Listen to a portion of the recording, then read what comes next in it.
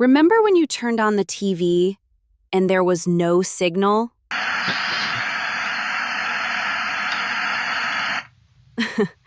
Well, this one has a signal. But first, you have to find it. Welcome back. Ready for the next challenge? Look to the shelf beside the screen. Pick a tape and let's play. I wanted to build something simple. I started thinking about how to reuse Genially's pixel reveal mechanic in a different way. Not just as a visual trick, but as a game. So I designed this presentation like an old TV show. Each cassette is a level, and in every level, the player has to discover a historical figure. The image begins completely pixelated. You have 20 clicks to reveal it. With every click, you uncover a little more. A shape, a color, a detail. But here's the interesting part. You don't have to wait until the 20th click. At any moment, you can decide you're ready.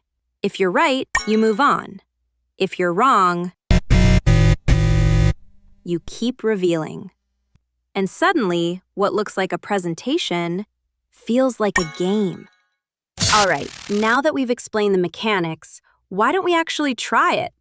Let's see if we can guess this one together. And let's count the clicks. 1, 2, 3, 4. Do you already know who it is? Okay, maybe not yet. Let's keep going. 5, 6, 7. All right, now it's getting interesting. Can you see it? Still not sure? Okay, speed round. 8, 9, 10, 11, 12, 13, 14, 15. Yes, I see it. Einstein!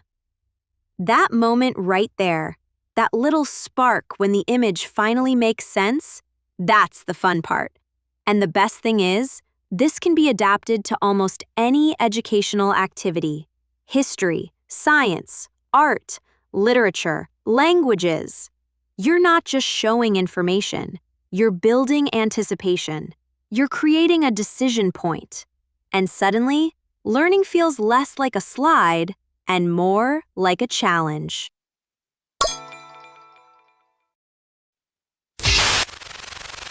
And the fun part is, there are different ways to play. Look at this character right here.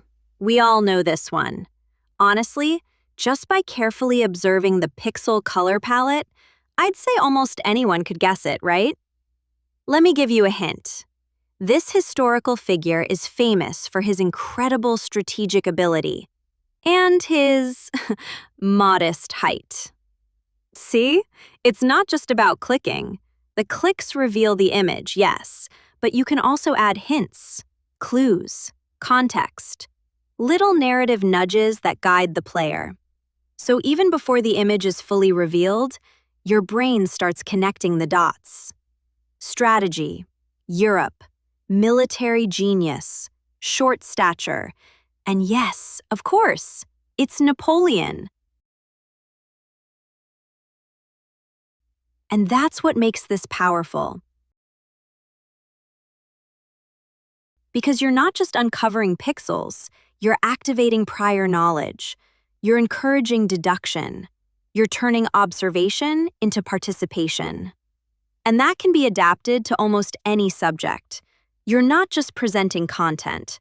You're designing an experience around it. In this first version, I included 10 different levels, each one featuring a different historical figure. You can explore all of them directly inside the template. There's a starting screen that sets the mood.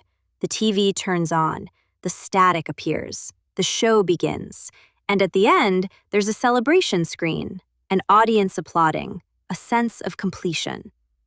But the game doesn't really end, because once you finish, you can go back. Choose any level again. Try to guess earlier, or challenge someone else. That structure makes it flexible. You can use just one level for a quick activity, or run all 10 as a full session. And the best part is, this is just the first design. The mechanic stays the same, but the content can change completely. which means you can adapt it to almost any topic you want. History is just the beginning.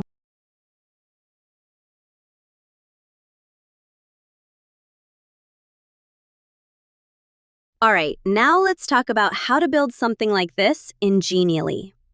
The first step is creating the visual assets. You'll need 3 main elements: a fancy 90s television, the VHS player we all wanted but couldn't afford, and a media shelf to hold the tapes. I generated these images using AI. These were the prompts I used. And these were the results. Once you have those 3 images ready, open Genially and create a new blank canvas. This is where everything starts to come together. Place the TV as your main focal point. Position the VHS player right underneath it. Then add the media shelf with the cassette tapes on the side. Think of it like building a stage. The television is your screen, the cassettes are your levels, and the VHS player becomes part of the interaction. Now we need the pixel reveal effect. Go to Genially. Open Templates.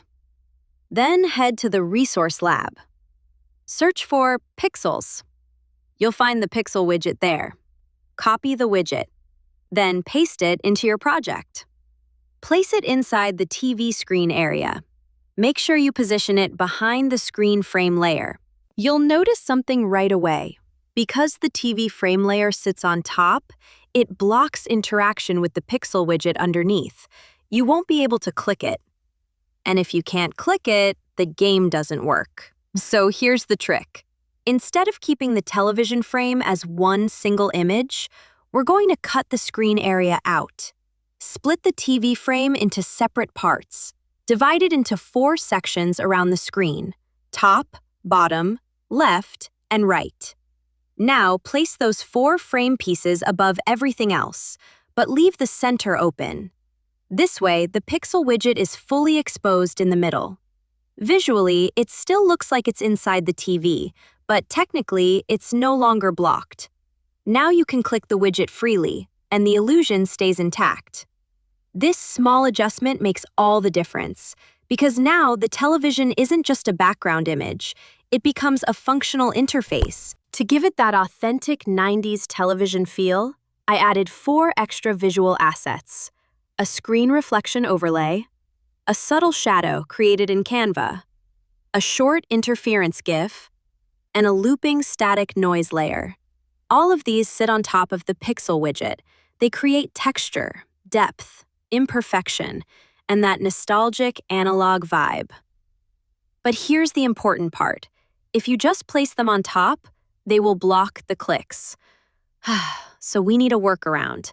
What I did was add an automatic animation to each of these layers. Set them to disappear after 0.5 seconds.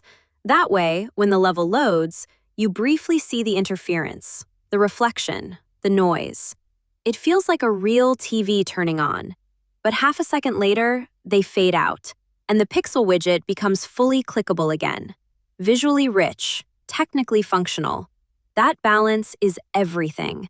Because we're not just designing aesthetics, we're designing interaction. Now for the images that get revealed. I wanted them to actually look like they're inside a 90s television, not just clean HD images pasted into a frame. So I designed a specific prompt. I take the historical image, upload it into Nano Banana, apply the prompt, and generate a version with start curvature, soft blur, scan lines, slight color bleed, a bit of analog grain, very subtle distortion. Nothing exaggerated, just enough to feel authentic. Once that version is ready, I upload it directly into the pixel widget. And that's it. Now when the pixels disappear, the reveal feels real. It doesn't look like a modern image inside a fake TV. It looks like it belongs there. And that small detail makes the entire experience more immersive. Voila! Finally, we add the widget that allows the player to type the character's name. Go to the left menu. Click on Widgets. Select Short Answer. Place it on the screen. Then customize it. Remove the background color. Keep it minimal. Make it feel like part of the TV interface. Edit the correct answer field with the name of the historical figure for that level. Adjust the success and error messages if you want. And that's it. Now the player can reveal the image and decide when they're ready to guess. One click at a time, or immediately, their choice. And just like that, you have a fully gamified template, interactive, reusable, immersive, ready to adapt to any educational context. Not an app, not a complex build, just a slide, done right. Now let's take a look at the final result.